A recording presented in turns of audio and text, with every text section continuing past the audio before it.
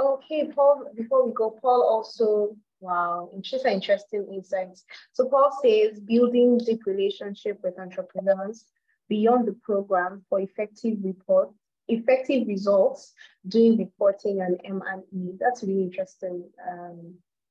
Paul, I think at the last Hubs Learning, we had a session on monitoring, evaluation, and learning. That's also a session that we can go back and replay or re-listen to. And you can find that session on the AfriLabs ACBP website. You can also drop the link in the chat box as we go on. Okay, Michael Kodani. Michael says, for me, a confirmation that we shall deal with ourselves as we deal with the startups. Great. Garang says his key takeaway from yesterday was the role of storytelling. And yes, Kenneth, again, we're going to share the link to the session in the chat box as we go on. Okay, welcome everyone to the AfriLabs Hubs Learning Week Special Edition 2. For those who don't know, the Hubs Learning Week is a virtual capacity building session. It is also a peer-to-peer learning session where hub managers, staff, hub founders, are empowered with the information that they need, the training and the skills that they need to start and expand hubs and innovation centers across Africa. Right, the webinar is open to stakeholders across Africa, including investors, corporate organizations, innovation hubs, entrepreneurs, right, who want to learn about setting up innovation centers and other creative centers. The Hubs Learning Week is implemented under the AfriLabs Capacity Building Program. The program is designed to equip hubs with the skills that they need to improve to build their capacity, and also support the startups and MSMEs within their communities across Africa.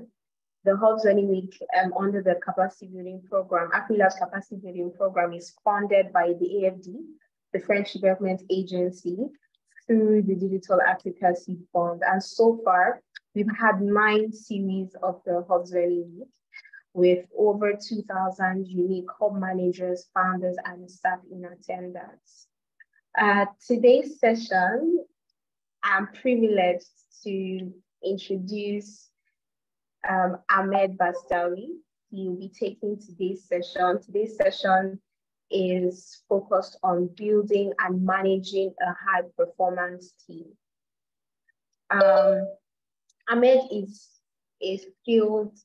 a highly skilled and experienced innovation consultant, program designer, and facilitator with over 12 years of regional and international experience.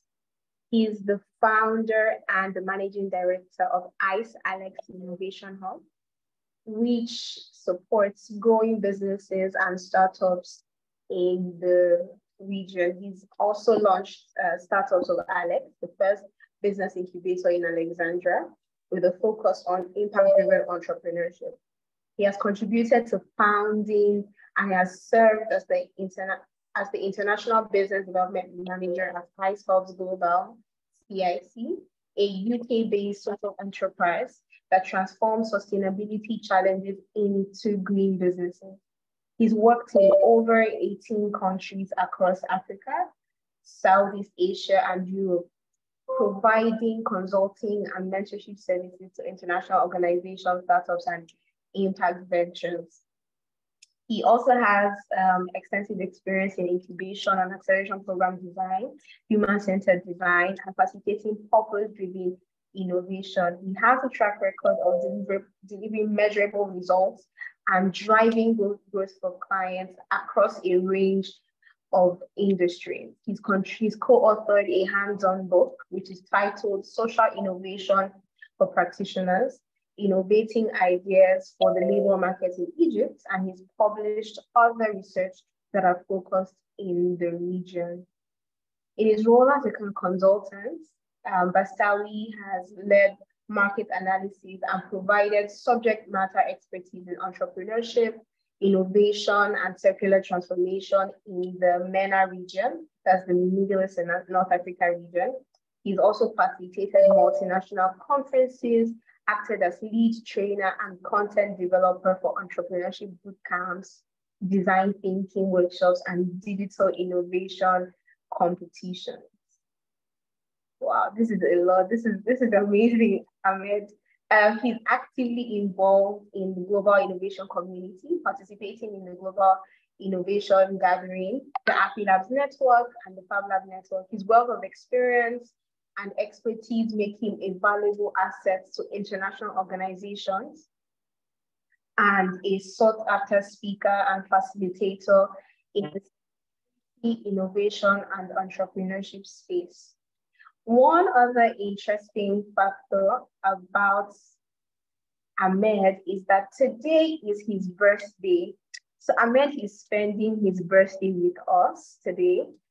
And so with that, I'd like to say, welcome, Ahmed, and a happy birthday to you. Thank you for spending your birthday with us.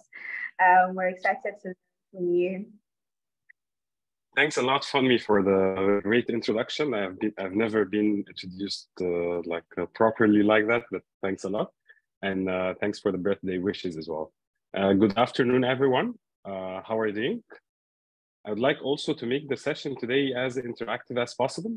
So I'll ask you a lot to answer some questions in the chat, and maybe also before the end of the session, we have a Q&A to share some insights and expertise. So today's focus actually is about building and managing a high-performing team, but not generally from an HR perspective, but rather from a practitioner hub perspective and as a hub manager. So I think it's an opportunity for us to reflect on different aspects. So this session is intended to be for hub managers, staff members of hubs, and also the hubs to be. So those who have already experienced it in hub management for many, many years, and others who are just like starting. So it's an opportunity actually to reflect on that together. And by the way, Alex has been operating for around like 12 years so far. And I would like actually to share different expertise and also methodologies of managing high performing teams. And I'd like also to share the objectives briefly, and then I'll ask you a question. So maybe you think about this question till we finish the objectives. What is the color that represents you today? You know that Funmi asked you a lot of questions that is interesting about yesterday, but also which country you are checking in from. But I would like actually to ask you which color it is reflecting you today. If you can share that in the chat, it would be lovely.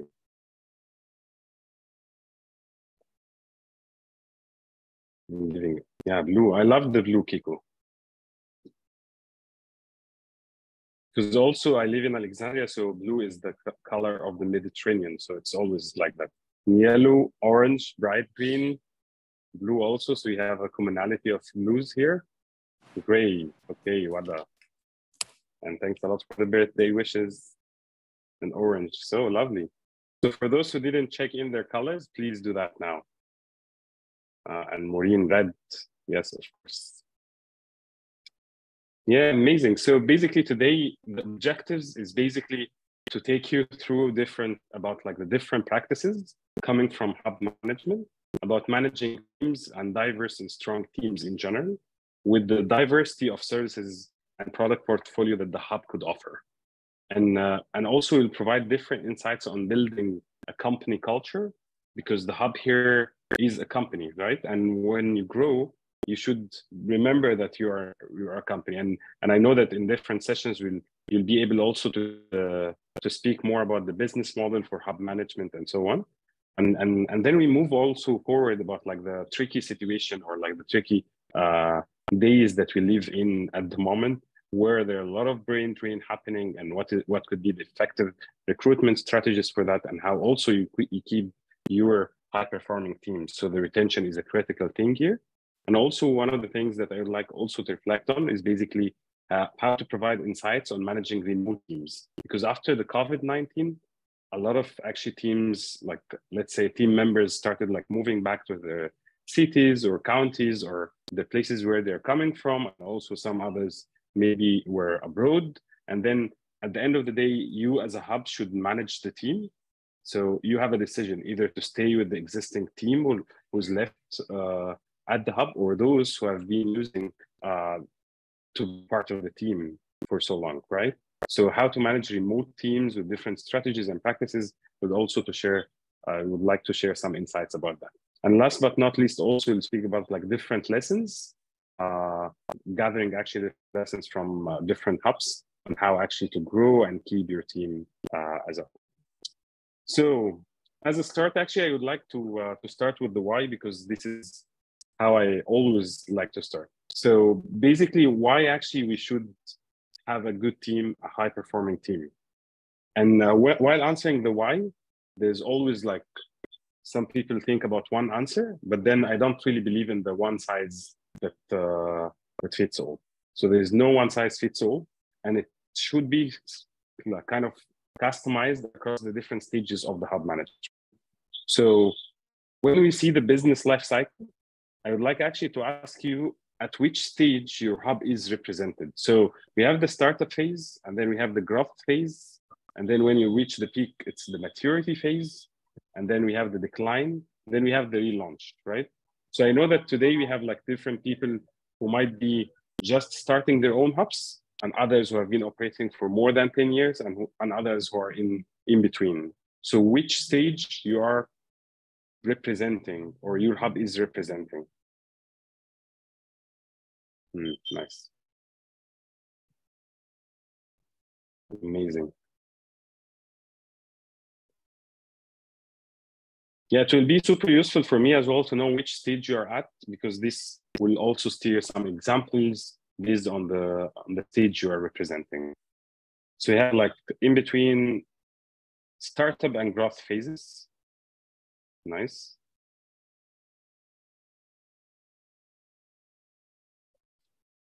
Yeah, so let me take a moment actually to explain what does it mean to be in each of these stages, and what are the requirements when it goes to the team structure and strategies. Because basically there are actually different organizational talent strategies that depends on which stage you are at. So knowing what stage you are representing, or your hub is representing, would actually steer your decisions about like how do I recruit, how do I keep the team, how do I like manage and retain the team? How could I retain like actually the skills and the expertise of this team, right? So let's start with the startup phase, right?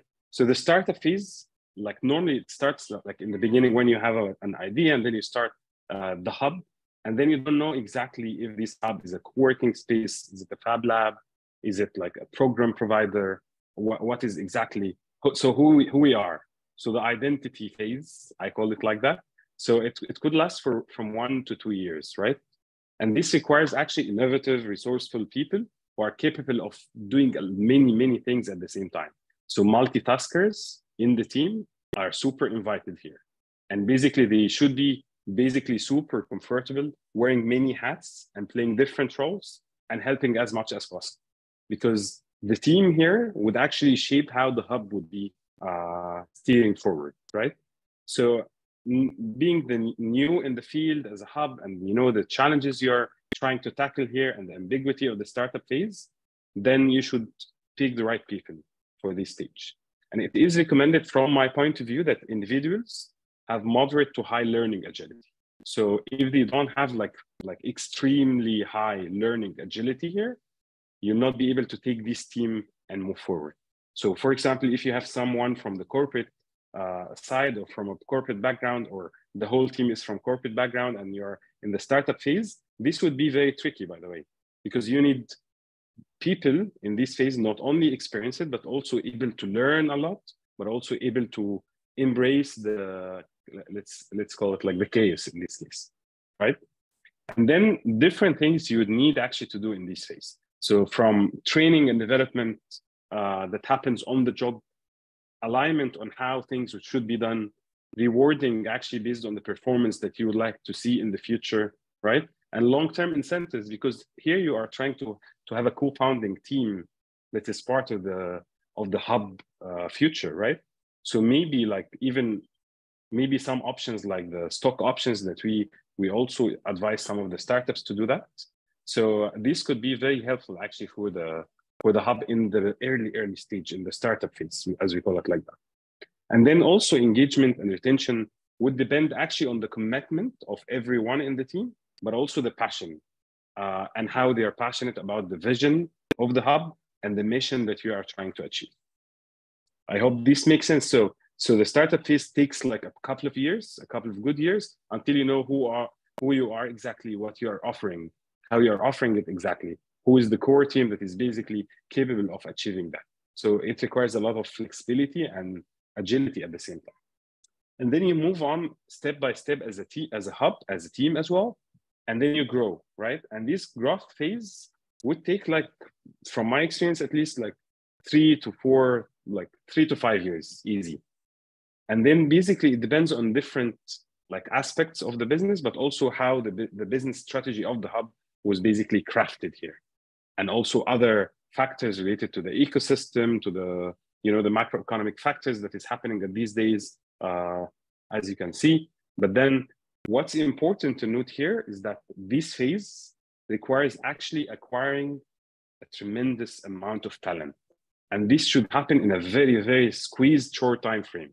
Why is that? Because you need to achieve like a lot of business goals in a short time. And if you don't have the right calibers who know exactly how to move on, not only like trying to learn, then you lose a lot of time here and you might actually drop off the curve. And that's why like actually having a strong recruitment strategy is super essential. And we will speak more about that. And also knowing exactly what are the functions and the processes that are imperative for your hub to succeed is critical here. So I've seen it in different hubs where they recruit people, they don't know exactly what could be the title, they don't have like a job description written, and they like do it more like, if I call it like that, in a hippie style. And this is maybe okay in the startup phase, but not in the growth stage. Because if you want to grow further, if you want to have like your partners, your stakeholders are putting their trust in you and they see you as a credible, then your team should be also acting like that. Then your organization should be also acting like that. That's why, again, training and development efforts will need to keep pace actually with the onboarding of new hires and making sure that they plug in their existing roles, right? And here, more kind of formalized and let's call it like sophisticated systems and processes for managing these talents should be put in place. And this would actually require investing somehow in the HR function, because in the startup phase, you might not need the HR function. In the growth stage and also in the later stage of the growth, you would definitely need an HR function that keeps, it doesn't have to be like an HR specialist, but I mean the function, someone should be carrying it as part of his or her responsibility, right?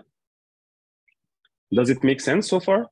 Especially for those who mentioned that they are in the startup or the growth stage. Amazing. Thanks a lot, Kiko, for the engagement. Yeah, so moving step by step to the maturity. And this maturity, if we see the life cycle of any business and seeing the hub as a business as well, this is the peak, right? Why it's the peak? Because basically you believe that everything is, you know exactly what you are doing, you know how you are doing it, you know when is the right time to do these things, and you have like a steady kind of operations. And as the rapid growth levels off, actually the maturity phase begins, as we see. And the goal here of the hub becomes sustaining the existing performance as much as possible without any major investments. So in the graph, you have been investing in different, maybe softwares to manage the whole operations, some like trainings and some growth strategies and so on. But in the maturity, you try basically to stay steady and growing as well.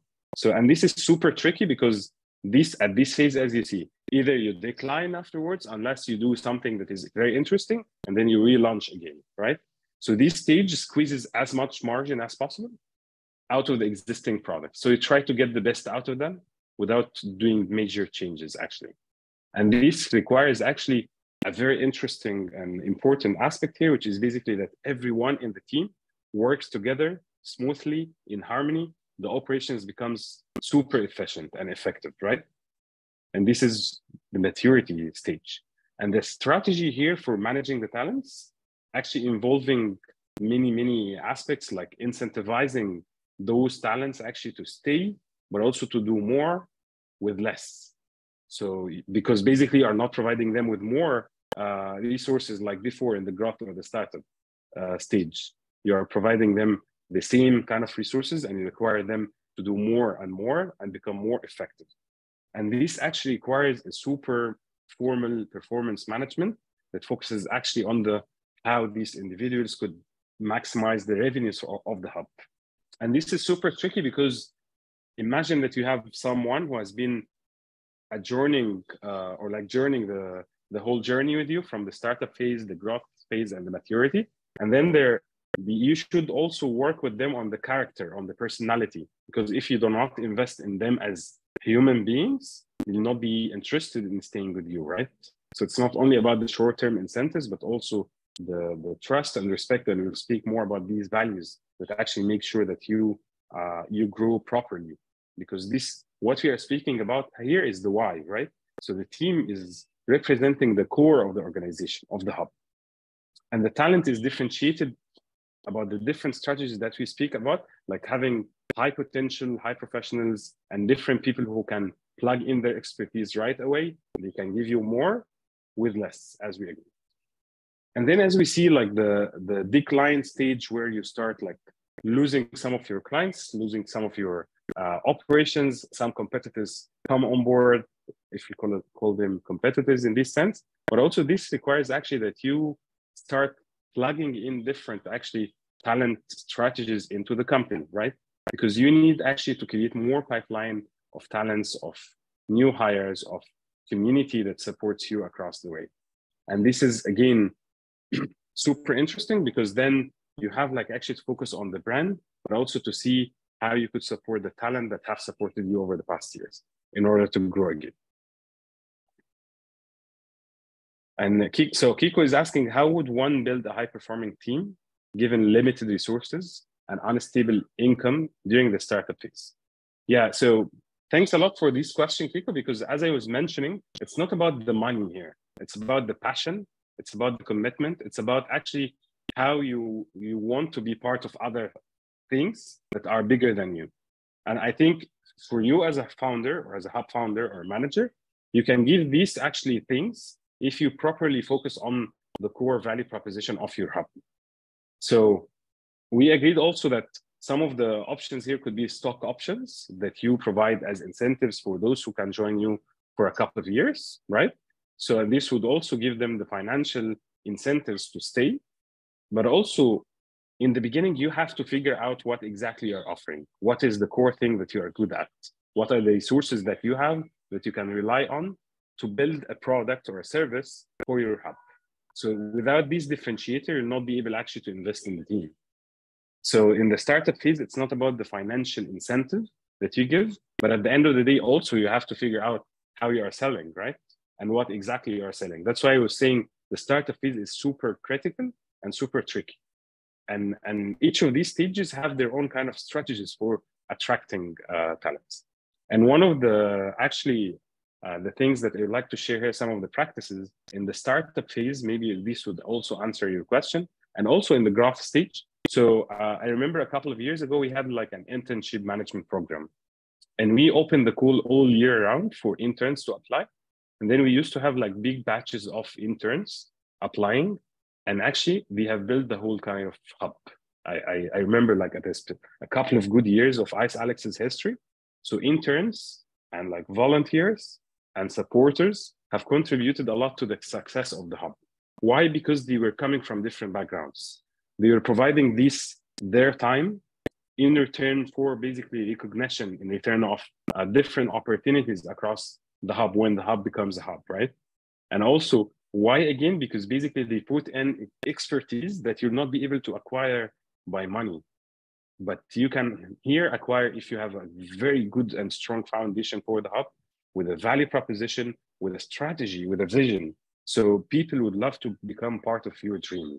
So without sharing this dream with them, you'll not be able actually to do that. So with this actually internship management program, we managed it actually to grow and scale different aspects of the business. But also we managed to prototype different things across the life cycle of Ice Alex. Why? Because in the day-to-day operations, you'll not be able to test some stuff that might affect you negatively or positively. But actually, if you have this kind of, let's call it a breathe, that basically of people who can put in some minds or mental energy into some new stuff, you can be surprised actually of new stuff that come up with the process. And also, so Abu Bakr is asking here is, do you think enhancing the selection process with the psychometric assessments to the candidates can be an added value or not? So Abu Bakr, like, so psychometric tests are interesting, but I'm not a big fan of them because at the end of the day, it's not about like the sheet that would tell you how the team would work, but psychometric assessments would help from my point of view at a later stage when you have these teams, when you have these people inside, and then you want to enhance and you want to see what are the drawbacks that is happening at one point and what are the skill sets that you have to focus on. So this could help in the talent management or skill set development in general. Yeah, so moving on actually, and from the life cycle, so the why basically it's not only about the core function, the core team that you are building for the hub, but also having this core team. So why the team and the talents matter, because this could also make a very credible hub. Whenever the community you are trying to build, see that you have a good team, you'd be attracted in you and you'd become part of your community. So this would be the base for community development, but also this would attract a lot of funding opportunities. And this would allow others to share their experiences. And also your team would act as mentors, like for other kind of community members, startups, and also you would be surprised with that as well. So for some of the partners, for INGOs, for example, because they need to see how to step into the innovation and entrepreneurship ecosystem.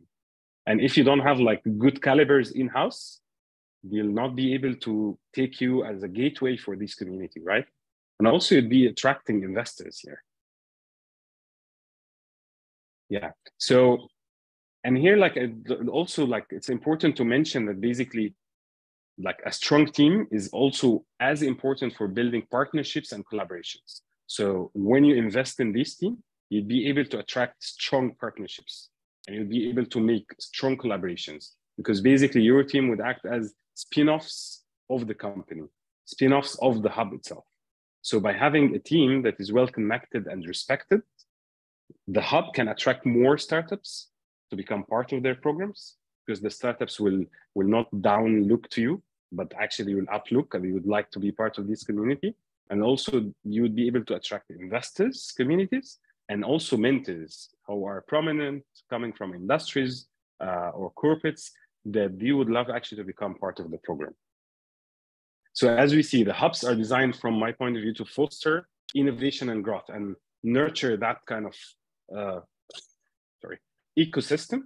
And this will not be able to achieve without having a talented and a diverse, strong core team at your hub.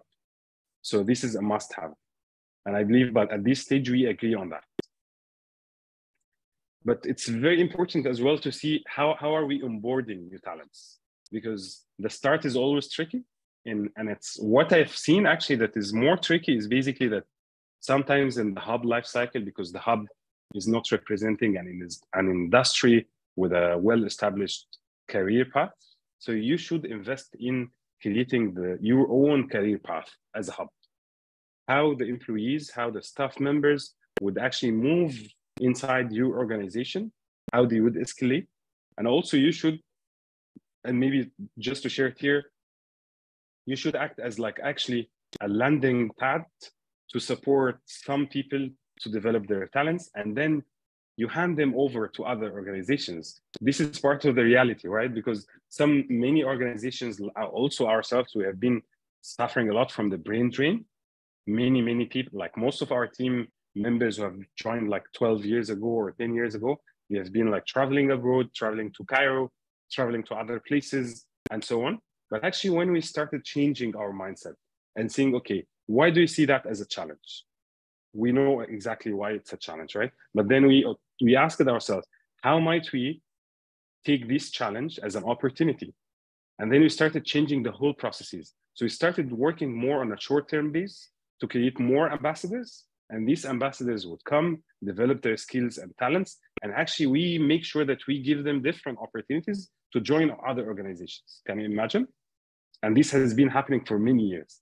And we become like actually recommending and referring them to other job opportunities, to other scholarships abroad, to other kind of PhD opportunities in different prominent universities. And this was happening because they were part of AfriLabs. So instead of them trying to do that behind you, make sure that it's transparent enough. Make sure that you are supportive enough, and make sure that you give them these opportunities yourself, because this is one way for them to grow and also become ambassadors even when they leave. So now one of the members actually who used to be part of AfriLabs, and I wouldn't say used to be, he's still part of AfriLabs, but not on the payroll, but on other capacities. Now he lives in the States and he works in a very prominent company. And whenever we need help, he is always a good ambassador to speak about AfriLabs in the States. And another one, she lives in Germany, and she's always speaking very, very well about her experience in AfriLabs. And this was actually creating more opportunities for us as AfriLabs and also others who live across the African continent, right? And this is how we managed actually to stretch our operations, to stretch our strategy as well, to cater for different collaborations, not only locally, but also internationally, because we managed to get like good talents. We managed to get good ambassadors who basically stay with us for a while, and we do not leave or they do not leave us sad. They leave sad, but they have good relationship and they have good memories about us. So having the people on the onboarding phase with a very structured process that includes orientation sessions, making sure that there is one in the team that is mentoring them regularly, having an ongoing feedback and support is a critical aspect of the onboarding for the new talents, right? Because also one of the mistakes that I would love to share here is basically that you have people joining the team, they don't know what is the strategy of the hub. They don't know where we would like to go, right? And this is a super tricky situation, because if you don't know where you would like to go, they don't know. And if they don't know, they will not be able to achieve anything. And if they achieve any micro tasks, this doesn't mean that it contributes to the bigger picture, because they are always deviating from the track that you would like to have the hub growing to. So the onboarding phase is super essential. And I recommend for any hub, whatever stage or phase that you are representing, whether it's a startup phase or a growth phase or maturity or later in the stages that we have shared together, make sure that you have an onboarding strategy. All the way from job description, a title, where this like staff member would evolve to be, what could be the talent management plan or the talent development plan, skills development plan that you are having, what is the strategy that you would like to share with them, and make sure that you have a kind of, we have, for example, in AfriLabs, an HR manifesto that we always develop, like let's say twice a year. We make sure that it's updated. We make sure that people know what's inside. So anything related to the development of the team, to the values of the company, to the culture that you would like to have, to the workspace management and so on, we put it in that kind of manifesto. And this manifesto acts as a manifesto for everyone. And it's a co-created one. So we created it once. And then whenever someone has a legitimate point that we should all raise together, we discuss it briefly, we add it to the update of the year. And then we move to the company culture. And you see, so many of us actually speak about the company culture, but how many hubs have like a similar picture like the one showed here? I know it's tricky, right?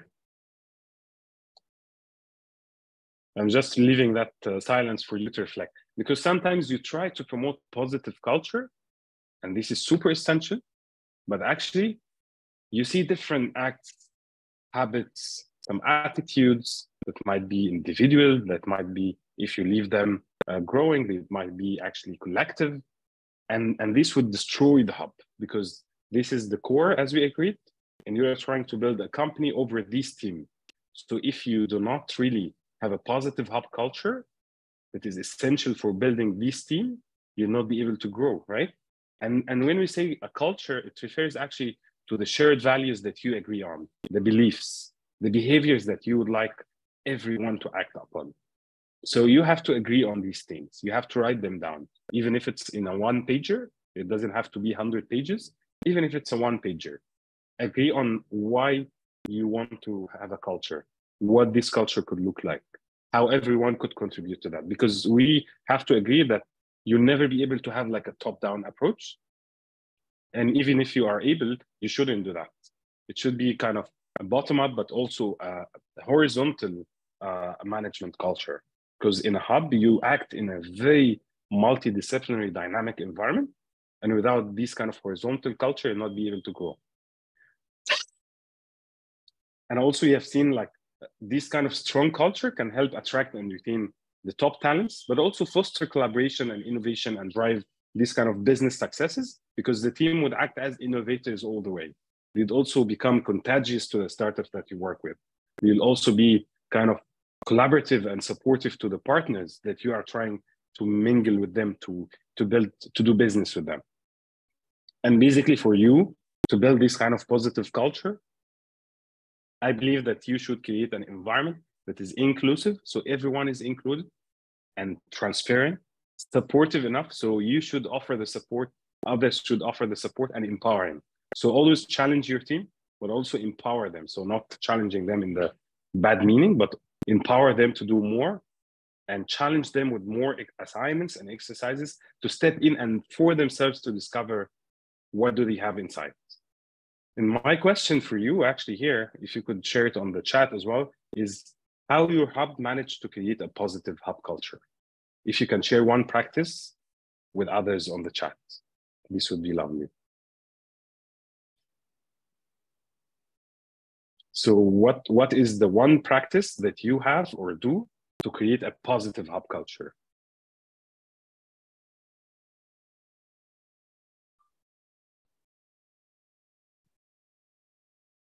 Knowledge sharing, amazing. What else?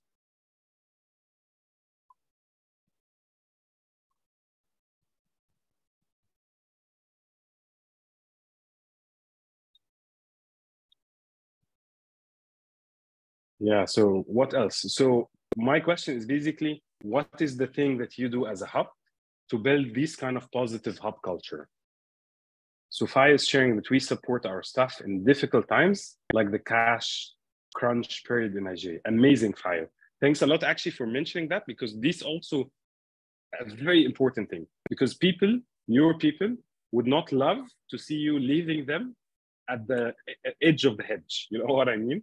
So when it's so tricky for you to manage things, you should make sure that you invest more in the core, in the team, in the people, in the family that you are building, and do not like actually put them off the cliff, because this is super tricky. And we have witnessed that also in Egypt, but also in different places. So during the COVID time, I imagine everywhere in the world. So we have heard about many layoffs of employees, right? But actually what we have done at this stage, we have actually doubled the salaries of everyone. Don't ask me how did you do that business-wise. I can share that with you that later. But basically we doubled that. We extended the contracts. We didn't hire more, but actually we invested a lot in the team development internally to build this kind of core functionality. And we invested a lot in technologies that would basically take off the pressure from the people operationally. So people would be able to create more innovations, to become more creative and so on. And so Moppy is saying, I asked the team to select their preferred events to attend for networking. And this is another good strategy, because you as a hub is kind of a knowledge sharer, right?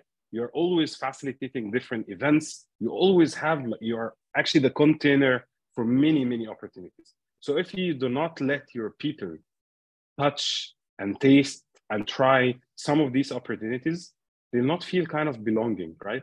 So you should actually make sure that they're well represented, but also you offer them some of these opportunities. So they see themselves stretching skills-wise into different positive aspects. Yeah, and Michelle is saying positive is quite broad. Does it make sense to brainstorm and agree on desired behaviors as a team and then demonstrate a reward?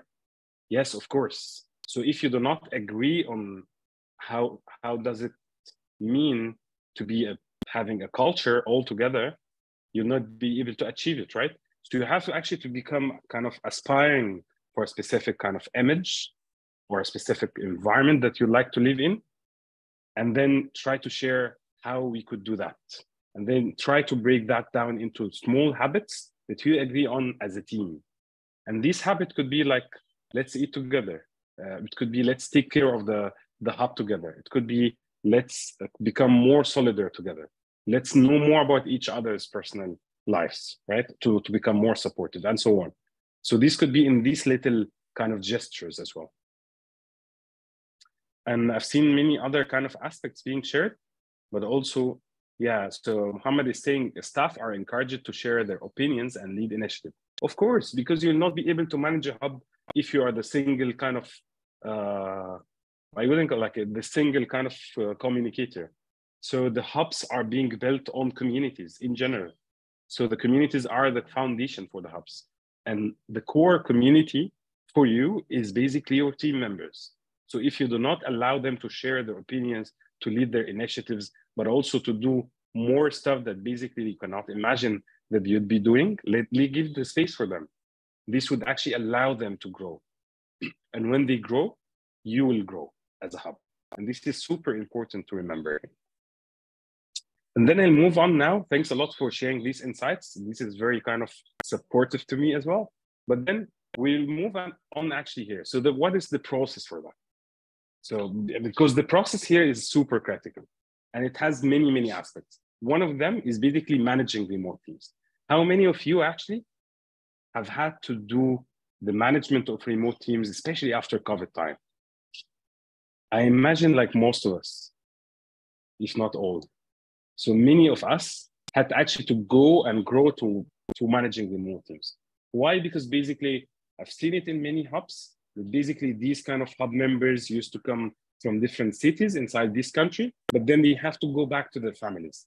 They have to go back to their communities, right? Because this is the time where we have to be supportive to them as well. So you will be left alone if you didn't become flexible enough, agile enough to see what could be the strategy for growing without having a physical team, without having a physical place maybe as well, without having the people that you trust sitting down in front of you as if you don't trust them, right? No, I'm just kidding here. But basically the idea here is basically that you want to give them the space to grow. You want them to give them the space to support their families, to support their like surroundings, but then you'd have to adapt your strategies, the procedures. So in today's economy, many hubs have remote teams that work across different locations, right? And time zones as well. We have seen it like if your colleague the hub is based in Nigeria and others are based in UK, and you have to accommodate like the different kind of things. And then you have others living in Australia, and you have others living in Egypt. And then with these different time zones, how would you be able actually to manage all of this uncertainty and like chaos as well? So while this can offer flexibility and cost saving, because you don't have them like in the physical space that you have to pay for or full timers and so on. So this is a cost saving opportunity, but also this presents unique challenges for team management, right?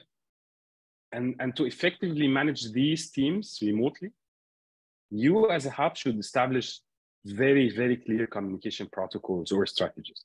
So you should agree on simple things like what channel are we planning to use? Are we using Zoom or Teams or Google Meet or whatever channel we have, or like phone calls? So if you are like a team of 5, is it the same for us as a team of 10? Is it the same of us as a team of 50? No, it's not the same. So if you don't agree on these things, you'll not be able actually to have the team in one place. And here, one place, I don't mean a physical place. It could be one place virtually as well. And then you have to agree on like alignment of timings. What would be the hot timings where everyone has to be present there? Because if you do not see that, or if you do not agree on that, I'll be working overnight and you'll be working in the early morning, and some others would be in another time zone working in the middle of the day, and we'll not be able to have like these kind of intimate moments where we reflect and share like challenges, opportunities, and learn together.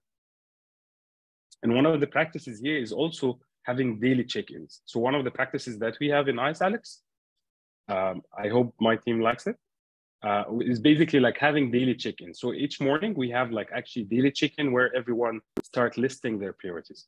We also have like stand-up meetings where we share like what are the top priorities for us. And this would be an opportunity for the whole team to align, to share some expertise, but also ask for specific things that are pending or urgent and other stuff. And also setting these expectations for the performance and deliverables and what you're expecting out of them is super important. And if you do not agree on the necessary tools and resources for the remote work to happen, you'll not be able actually to manage the remote team. So this is super important to consider here. And moving back to the process in general. So the process here doesn't only entail managing remote teams, right? But it also entails many things like managing the team, like growing as a team. And that's why like having the company strategy. And I know that I mentioned the company strategy many times, because if you do not share where you would like to go, people will lose actually stamina on the go. So this is super critical. And having like these kind of basic conditions of the work environment, make sure that the people are comfortable, but make sure that you have a process for everything. And the process here doesn't have to be a corporate-like process. It doesn't have to be sophisticated. It just needs to be transparent, and it needs to be actually updated regularly. So all the way from the onboarding policy, all the way to the offboarding policy. If the people are adjourning you, they're leaving you, they are exiting or quitting, how they are doing that. If they would like actually to work from home, how they are doing that. If they would like to take one day off, how they are doing that. Is it left to the personal judgment, or is there a process for that or a system for that? So this is super important, and I hope this makes it make sense. And I see, so Ahmed Abdelbaghi actually is one of our dear team members, and he is saying, yes, standard meetings at the beginning of the day works like a charm. And in the beginning, I know that, thanks a lot for sharing that. So, and in the beginning, actually, I know that everyone was hating me for that, but after a while, actually, that was kind of part of the day-to-day operations. And this requires actually, as Abu Bakr was mentioning, a level of maturity from the team. Because if you do not agree on a process, if you do not share that publicly, if you do not have people inside your team that is pushing each other positively and trying to kind of make sure that everyone back on track, this would actually be an issue for you. So that's why you have to align that. You have to align that with everyone. And actually, I would like to share with you one of the models that is very interesting, and it's basically for retention. So one of the aspects that is important, so once you get people on board, you imagine that, okay, things should work automatically, right? But this is not true. You have to invest in the process, you have to invest in people, and you have to invest in the results that you would like to get. But then one of the models here that makes sure, or like it reflects actually, it's called the T7 model of team effectiveness. So why it's T7, I'll tell you. But basically this model was like built in 1995, and it was basically for determining 5 internal factors, as you see in the core circle here, and 2 external factors, as you see in the outer circle. And they all start with the T. That's by accident. No, I'm just kidding. So my question here is basically, what are the internal factors that might affect the talent retention? Here in the model, there are actually 5 internal factors identified. One of them is the thrust. You remember, I've been speaking about strategy many times. And here, thrust is basically responding to this question. Do we have a common purpose that we would like to go? Do the staff, the team members know the strategy and the bigger picture that we would like to draw or not? So this is the first thing. The second aspect here is the trust. And basically the question of, do the team trust each other? Did you experience situations where trust were represented seriously? Did you actually make sure that the team is stepping into situations where the trust is consolidated? Are you nurturing this aspect? Do everyone trust each other or not? And the third element here is the talent. And this is super important because we have been speaking since the beginning about talent management, right? And high-performing teams. So the question is, are the collective skills able to fulfill this big goal, the thrust that we have been mentioning about, or is there a talent inside the team? Yes or no? So this is one of the questions that you should answer. And then the fourth aspect is teaming. And then the question of, could the team act as a team, seriously, and operate effectively? Are there any redundancies in the activities that are being done by one or two or three of the members? Are there efforts who are lost and wasted because there's no kind of transparency or communication or aspects like that? So teaming skills is a critical element of team effectiveness as well. Last but not least, regarding the internal factors, are basically the task skills. So could each and everyone in the team execute the required tasks successfully? And my second question here is basically, if I am to be achieving or executing this task, would you be achieving this task similarly? Are we following the same process, procedures for that? Is it clear for us all? So the task skills is important here, right? And then when we, so these are all like 5 internal factors. And we move a little bit to the external factors. They're not yet very, very external, by the way. They're external, but not individual. So it's about like the team leadership. Do we have like team leaders that are fitting with the team? Are they harmonized? Are they like agreeing on the strategy, on the procedures, on the alignments, on the timings, and so on? Because this is super important. So it's not only about the leadership of the company or the hub, but also the leadership of each team, of each of the units, right? And then the second external factor here is basically the team support from the organization. Do the team, or does the team get the support needed from the organization? Does the hub support the team likewise? Or there's no kind of relationship between them and the people are trying to do their own stuff together? So by the way, all these factors are super critical and crucial for a team, for a single team to perform. So if you want to reach this highest level, then you should focus, where is your hub located? And this actually T7 model of the team effectiveness is best suited to managers who seek an understanding of the separate elements that impact the team effectiveness. You might see your team is not working very well, it's not operating very well, and you don't know why. So you have to see which aspect is missing.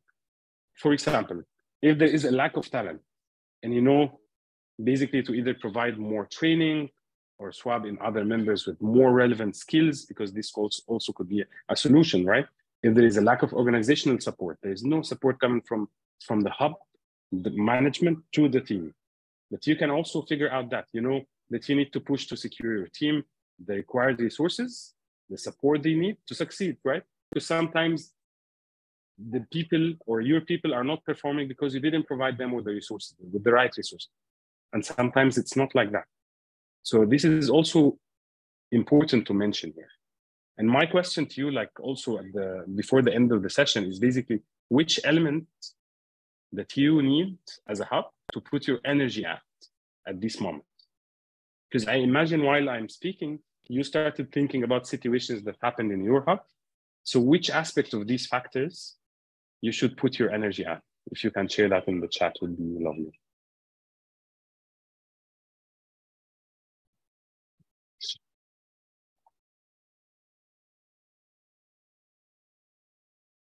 Talent. What else?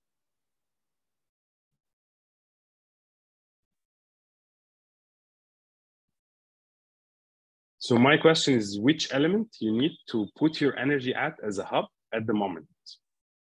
So Kiko, Itoro, Winnie said talent. Where else should you put your energy?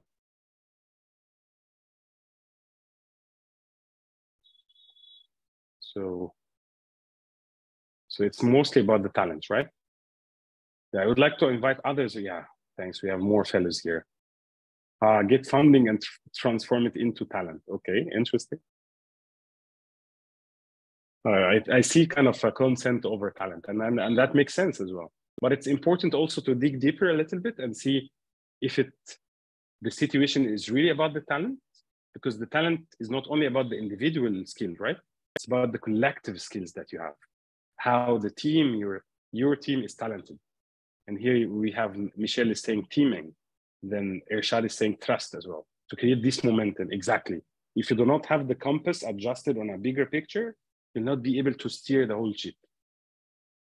Amazing. And we have Paul speaking about leader, talent fit, and Lauren, task and teaming. And also Fayo is sharing the same thing, talent and task. Amazing. So I see, I'm happy actually that you are sharing that, because now you got the essence of what we are speaking about. And actually this is actually the last slide in today's session. And I hope you got like different kind of expertise, practices, and also some insights and some ideas actually on how to steer your teams up. And not read actually these 14 people lessons, but these are very, very important. And you should make sure that you adapt them and embrace them as part of your culture.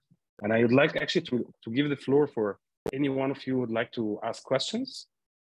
And also if Fonmi could help me in that, if someone would like to share, or maybe you can actually share the insights in the chat. If you have any questions, burning ideas. Okay, so Michelle is asking, trust acceptance here is the movement or the strategy, direction, or both. So it's interesting what you're asking, Michelle, because basically trust from my point of view is basically, I'm an engineer by education, by the way. So it's basically the movement that would happen, right? But the movement, and this is the beauty of it, would not happen without actually a direction. So they are both combined. If you do not share the strategy, the direction that you would like to go, you'll not have this trust happening. So they are actually here meant to be the strategy. Thanks a lot for this question. So I would like to hear from you if you have any questions or insights, or maybe also feedback. Thank you, Ahmed. Silence. Thanks a lot, Fonmi. Silence is not always a good sign, because, you know, sometimes it means the other way around. No, I'm just kidding. Could be as well. It also means that, you know, the session was really clear and simple, and you know, everyone could relate to it. So I think it's also a good thing. Thank you so much for these 14 lessons. Please feel free to put your questions in the chat, or you can connect to Ahmed directly. You can, you know, connect on different social media platforms. Or you can also send any questions that you have. Thank you so much, Ahmed, for teaching us on building and managing a high-performance team. It just brought to mind one of the physical workshop sessions. I think Courage was telling us on how he used to make his team, you know, pitch. He brings them together, I think, every second year and you know, gets them to pitch about the hub. And even when we were doing our impact assessment, it was one of the things we saw that hubs started doing, you know, and just brought out, helps the, you know, team members of each of the hub be able to understand the hub culture better, right? And, you know, it helps the team. So thank you so much for sharing these insights. Thanks a lot. And thanks actually for AfriLabs for giving me this opportunity to share some of these insights, but also for allowing me to learn from everyone, but also making sure that these kind of activities and learning weeks are happening, because this actually is one way actually for everyone to share insights, expertise, connect, and like share learnings, and having a shortcut actually for for failures, right? So instead of going through the same failure curves, we can go through the same learning curves instead. Yes, I agree. Thank you so much. Courage, please, I know you have a question. You can type it in the chat box, please. I would answer it. You can type it in the chat box and Ahmed will answer it. So while we wait for Courage's question, I will have a couple of announcements to make. And the first is that, you know, we will drop a feedback form in the chat now for everyone to let us know your thoughts on the session, right? How impactful has the session been for you? What have you been your key takeaways? How useful has the content been for you? What value have you gotten from this session? So kindly fill in those using the link in the chat box. Also, you see the link to the recording and the slides for this session. Please ensure that you have access to those, to the link for the sessions and to the recording. Also, we have the virtual meetup grants application that will come up at the end of the learning week. It will be open next week, Monday. So when it comes out, please feel free to apply for the virtual meetup grants. It is a 4,000 euro grant that is awarded to hubs to implement lessons that they've learned during the Hubs Learning Week. So what you've learned from each of the sessions, you could put it together into a proposal and submit it and potentially win 4,000 euros to implement a virtual meetup for your community. Last but not the least, also in the chat box, we put the link to the AfriLabs capacity building physical workshops. The physical workshops are happening in 7 cities across Africa. We have the sessions that will be happening in DRC for Francophone Africa. We have the session that will be happening in Victoria Falls, Zimbabwe.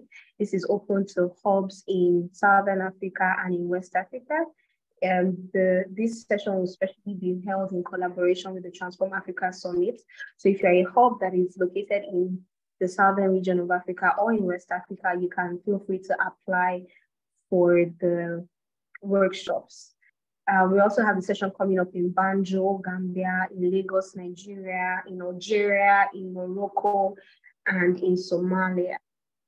And all these are regional workshops, except for the one in Victoria Falls, which will be happening, which hubs in Southern Africa and West Africa are encouraged to apply for. Thank you again, Ahmed, for spending your birthday with us. Happy birthday again. It's the best birthday ever because of everyone. And can I take 1 minute just like to answer Karj because she left her question? Yes, please. Amazing. So there is a question here about what is the standard culture of practice for hubs in maintaining high performance teams?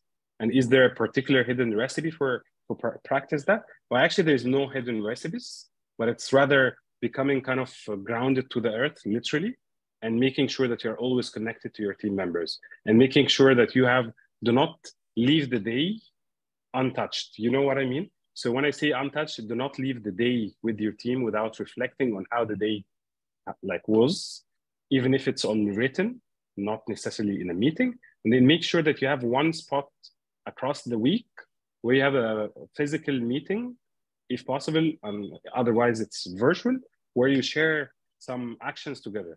And one of the things that I use, and like my team as well, is we always use the CAR model. Whenever there is an incident, we always say, okay, what is the CAR? The challenge that we have faced or the case that we have faced, what is the actions that we have taken for that, and what are the results? So we give ourselves a space to learn and to try different things, to experiment, and then to actually do some failures as well, and then see what was the result for that. Was it successful? Was not? And then reflect back on the action.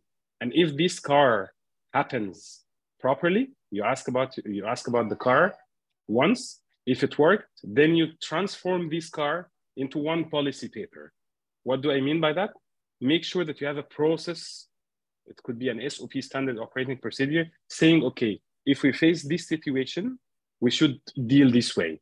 If you start building this kind of library for you, in 1 year, you will have an amazing kind of Bible book where you have everything compiled together.